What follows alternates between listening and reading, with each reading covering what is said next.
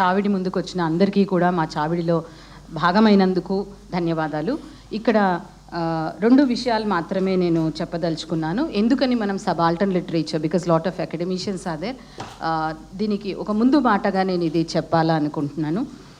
Subaltern forms ఇండియాలో ఎట్లా ఉంటాయి అంటే, it's a wide range of artistic expression by marginalised communities.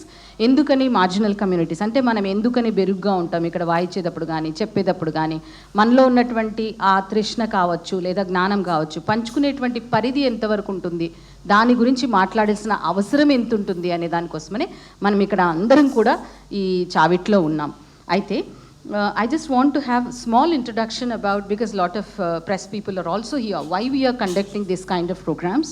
Because it is a wide range of artistic expression by subaltern communities, often reflecting their unique expression, struggles and cultural identities. These art forms often oral and performative. It is not theoretical, but it is more comes from the lived experiences of these people, and it is traditional. It comes over a period of time, and it has been given by తాతల నుంచి, తండ్రుల నుంచి, అమ్మ నుంచి, అవ్వ నుంచి వచ్చినటువంటి వివిధ రకాల మన యొక్క విషయాలని మనం ఇక్కడ చర్చకు తీసుకుంటాము, మాట్లాడతాము.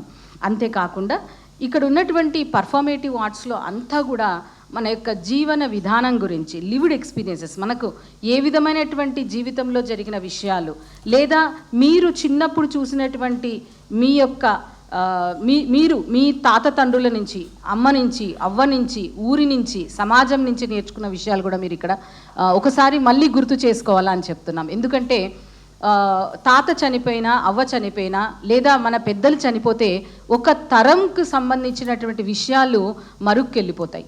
అంటే మీ తాత చెప్పిన కథలు, this is what we always say about call and response theory గురించి మనం మాట్లాడుతూ ఉంటాం. వాళ్ళు చెప్పినవి గుర్తు తెచ్చుకొని మళ్ళీ మళ్ళీ చెప్తూ ఉంటారు.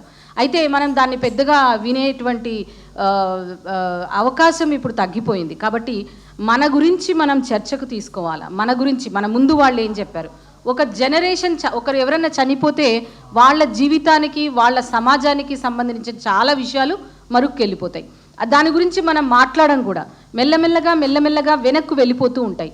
ఏదైతే ముఖ్యంగా ముందుకు వస్తుంది అంటే సెంటర్, అంటే ఎప్పుడూ నిరంతరం జరిగేటువంటి విషయాల్ని మళ్ళీ మనము దాన్ని రీఇన్ఫోర్స్ చేస్తూ ఉంటాం. అంటే ఏది ముఖ్యము, ఏది ముఖ్యం కాదు అనేది సమాజం నిరంతరం నిఘాతో మనల్ని చూస్తూ ఉంటుంది. At the same time state కూడా.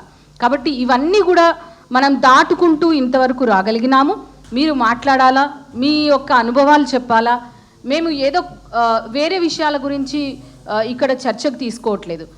మన వాయిద్యాల గురించి, మన జీవితం గురించి, మన అమ్మ గురించి, మన అయ్య గురించి, అవ్వ గురించి, మన ఇంట్లో జరిగినటువంటి విషయాల గురించి, లేకపోతే మన చుట్టూ జరిగినటువంటి సంప్రదాయాల గురించి. ఎందుకు మనం ఆ సాంప్రదాయాన్ని తీసుకున్నాం, ఎందుకని ఆ సాంప్రదాయాన్ని మనం ఇప్పటికీ కొనసాగిస్తున్నాం, ఎందుకు మనం ఆ విధమైన కలర్లు తీసుకుంటాం, రంగులు ఎందుకు తీసుకుంటాం, దానికి ఉన్నటువంటి వృత్తాంతం ఏమి, మనం ఎందుకని సాంస్క్రిటైజ్ అవ్వబడుతున్నాం. అంటే వాళ్ళని చూసి మనం ఆ విధంగా మారిపోవాలనుకుంటాం. మారాల్సిన అవసరం లేదు అనేకే ఈ వేదిక.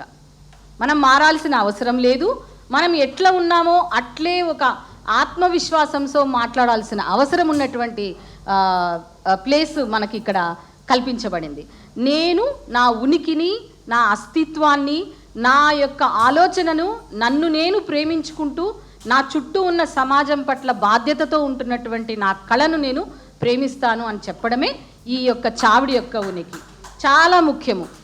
నన్ను నేను గౌరవించుకుంటున్నాను, నా యొక్క ఉనికిని నేను గౌరవిస్తున్నాను, నా అస్తిత్వాన్ని గౌరవిస్తున్నాను, నా భాషని, నా తిండిని, నేను వేసుకున్న బట్టల్ని, నాకున్నటువంటి ప్రతి ఒక్క విషయాన్ని నేను సగౌరవంగా, సగర్వంగా, ఆత్మాభిమానంతో చెప్పగలిగేటువంటి స్థాయిని పెంచుకునేందుకే మనం ఈ చావట్లోకి వచ్చాము.